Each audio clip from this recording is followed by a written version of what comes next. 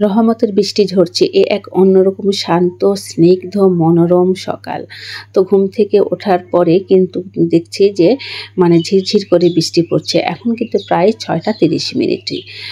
এত সুন্দর লাগছিল সকালটা। এমনিতে সকালে পরিবেশ কিন্তু অনেক বেশি শান্ত স্নিগ্ধ এবং সতেজ হয়, আর তার সঙ্গে এই রহমতের বৃষ্টি ঝরছে, সব মিলিয়ে পরিবেশটা অনেক বেশি ভালো লাগছিল। তাই বেলকনিতে বসে অনেকটা সময় কিন্তু এই রহমতের বৃষ্টি দেখছিলাম আর নিজেকে বৃষ্টির সঙ্গে অনেকটা সময় কাটিয়ে নিলাম। এত ভালো লাগছিল, আর তার সঙ্গে আমার গাছগুলো মনে হয় বৃষ্টির পানিতে আরও বেশি সতেজ এবং স্নিগ্ধ হয়েছে। সব কথা মিলে সকালটা এত সুন্দর উপভোগ করলাম, এটা যেন আল্লাহর এক অশেষ রহমত। আসলে এক একটি নতুন সকাল পাওয়া কিন্তু এক একটি দিনের হাজারো স্বপ্নকে ছোবার প্রত্যাশা থাকে। আর একটি করে সকাল পাওয়া কিন্তু জীবনের অনেক কিছু আশা পূরণ হবার, স্বপ্ন দেখবার একটা আল্লাহ আমাদেরকে সুযোগ এবং সম্ভাবনা দিয়ে দেয়। একটি সকাল পাওয়া একটি অনেক বড় সৌভাগ্যের ব্যাপার। তো যাই হোক, খুব সুন্দর কাটছিলাম সকালটা। যেহেতু ছেলে মেয়ে ঘুমিয়ে আছে, তা হাতে অনেকটাই সময় ছিল। তো অফ ক্যামেরায় কিন্তু মেয়েকে রেডি করে নাস্তা করে স্কুলের পথে রওনা দিয়েছি। আর মেয়ের স্কুল একদম নদীর পাশ দিয়ে যেতে হয়। আরও সুন্দর লাগছিল, ঝিরঝির বৃষ্টি, কিছু কিছু লোক ছাতা নিয়ে যাচ্ছিল, আবার কেউ বা এমনিই বেরিয়ে পড়েছে। সব মিলে এত সুন্দর লাগছিল। নদীর পাশ দিয়ে সকালে যেতে এমনিতেই কিন্তু অনেক বেশি ভালো লাগে। স্নিগ্ধ নির্মল একটা বাবু বয়, আর তার সঙ্গে যদি এরকম ঝিরঝির বৃষ্টি হয়, কতই না লোভনীয় সকালটা ছিল।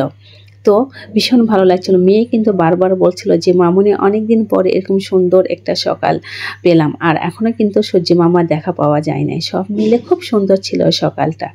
আর বৃষ্টিতে আরও বেশি সৌন্দর্যকে অ্যাড করেছে পরিবেশ, তার প্রকৃতির সৌন্দর্যকে বিলিয়ে দিয়েছে দু হাতে। এত ভালো লাগছিল। মা মেয়ে মিলে কিন্তু অনেক বেশি মজা করে স্কুলে যাচ্ছিলাম। যদিও বৃষ্টির পানিতে গায়ে একটু একটু কিন্তু পানি এসে ছুঁয়ে যাচ্ছিল, কিন্তু মনে হচ্ছিল এই ছোঁয়াটা বুঝি অন্যরকম একটা ভালো লাগা, প্রকৃতির ছোঁয়া। তো যাই হোক, মেয়েকে রেখে চলে এসেছি। বাসায় এসে ছেলের জন্য নাস্তা রেডি করছি। তো মেয়ে তো নাস্তা করে স্কুলে রেখে এলাম, ছেলেকে তো নাস্তা দিতে হবে, তো ঝটপট বেডটা তৈরি করে নিলাম। আর এখন কিন্তু আল্লাহর রহমতে বৃষ্টিটা একদমই নেই, অনেকটা রোদ বেরিয়ে পড়েছে।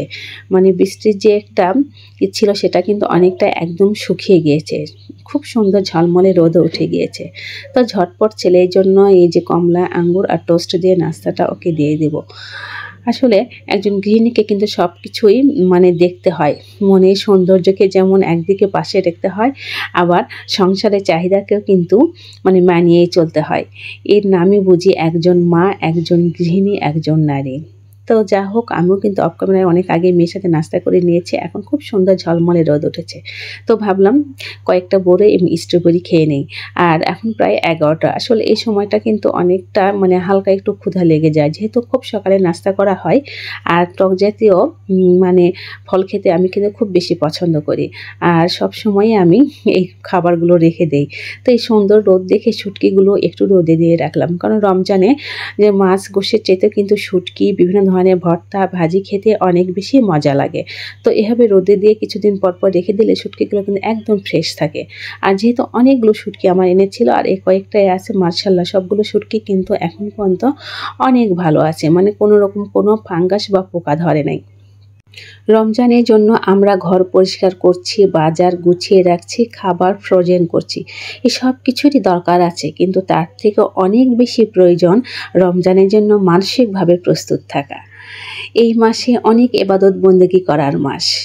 বিভিন্ন দোয়া, দরুদ, কোরআন তেলাওয়াত করব ইনশাআল্লাহ। আর এই জন্য মানসিকভাবে সুস্থ থাকতে হবে। মনকে শান্ত করে সঠিকভাবে সঠিক নিয়মে ইবাদত যেন করতে পারি, সেই দিকটাও কিন্তু বেশি নজর দিতে হবে।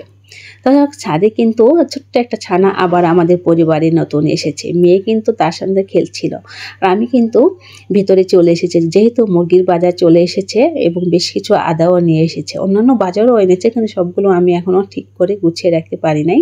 তো ভাবলাম আগে মুরগিগুলো খুব পরিষ্কার করে এটা ডিপে রেখে দেই। বাজারগুলো গুছিয়েই কিন্তু চলে এসেছে বাবার বাড়িতে। তো বাবার বাড়িতে এসে দেখি আম্মা কিন্তু অলরেডি রান্না বসিয়ে দিয়েছে। তো ভাবলাম এখন বাকি রান্নাটা আমি করে নেই, আর সেই জন্যই কিন্তু আমি বসে গিয়েছি চুলার ধারে। আর খড়ি চুলায় রান্না করতে কিন্তু ভীষণ ভালো লাগে। তো দিয়ে দিলাম কয়েকটা কাঁচামরিচ, এতে করে কিন্তু অন্যরকম সুন্দর একটা ফ্লেভার ছড়ায়। আসলে আম্মারা সবসময় মানে দুপুরের রান্নাটা খড়ি চুলাতে করে, আর খড়ি চুলায় রান্না করতে আমারও কিন্তু ভীষণ ভালো লাগে। আর এতে করে কিন্তু খাবারের স্বাদ এবং মান দুটোই মনে হয় অনেকটাই বেড়ে যায়। তো দিয়ে দিলাম সামান্য একটু ঘি, আর এতে করে রোস্টের কিন্তু সুন্দর একটা অ্যারোমা ছড়ায়। আর ঘিটা কিন্তু একদম মানে খাঁটি, আমার বানিয়ে এসেছে। ঘিটা খুব সুন্দর, মানে অল্প একটু দিলে এত সুন্দর একটা ফ্লেভার আসে, আর খাবারের স্বাদটা কিন্তু একদম দ্বিগুণ হয়ে যায়। তো রোস্টটা রান্না করে নিয়েই তারপরে বসিয়ে দিব সাদা পোলাও। আর সেজন্য কিন্তু মানে যা যা করা সেগুলো আম্মা কিন্তু আগে থেকে সব কিছু রেডি করে রেখেছে। মানে মারা বুঝি এমনই হয় যে সব কিছু রেডি করে মেয়েদের বা সন্তানদের হাতে বা মুখে তুলে দিতে পারলেই বুঝি তাদের সবচেয়ে বেশি শান্তি। তাদের কষ্টের দিকটা কিন্তু তারা কখনোই দেখে না বা মনে রাখে না। রমজান মাসের তাৎপর্য কোনোভাবেই ভোলা যাবে না। শুধু নিজের পরিবারের জন্য নয়, আশেপাশের গরিব প্রতিবেশীর দিকেও কিন্তু খোঁজ খবর রাখতে হবে। তাদেরও যে হক আছে সে হকটা কিন্তু আমাদেরকে পরিপূর্ণভাবে আদায় করতে হবে। তবেই কিন্তু আমরা মানে সব দিক থেকে আল্লাহর নৈকট্য লাভের মানে শামিল হব।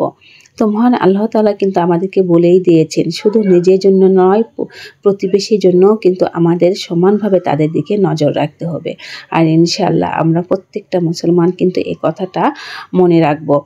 আর আমার প্রিয় আপু ও ভাইয়াদের কাছে বিশেষ অনুরোধ, আমার ভিডিওটিতে অবশ্যই একটা লাইক দিয়ে কন্টিনিউ করবেন, আর আমার ছোট্ট পরিবারের একজন হয়ে থেকে যাবেন।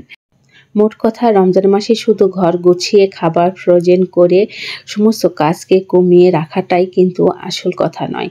সবচেয়ে বড় কথা মানসিকভাবে নিজেকে প্রস্তুত রাখা, সঠিকভাবে ইবাদত বন্দেগী করে রমজানের সঠিক যে তাৎপর্য সেটাকে মনে রেখে কিন্তু আমাদের চলতে হবে। তবেই কিন্তু আমরা মুসলমান হিসাবে মাসের ফজিলত পুরোপুরিভাবে আদায় করতে পারবো। তো ইনশাআল্লাহ আল্লাহ তাআলা আমাদেরকে সবাইকে সেই তৌফিক দান করুক। তো দুপুরে রান্না কিন্তু মোটামুটি শেষ। তো আমি আমার আব্বাজানের জন্য প্লেটটা খুব সুন্দর করে সাজিয়ে নিয়েছি। আসলে খাবার যেটাই হোক, পরিবেশনটা কিন্তু অনেক একটা গুরুত্বপূর্ণ ভূমিকা পালন করে। তো আজকের ভিডিওটি এখানে শেষ করছি। সবাই ভালো থাকবেন, সকলে সুস্বাস্থ্য কামনা করে আবার দেখা হবে পরবর্তী ভিডিওতে। সেই অপেক্ষায় রইলাম। আল্লাহ হাফেজ।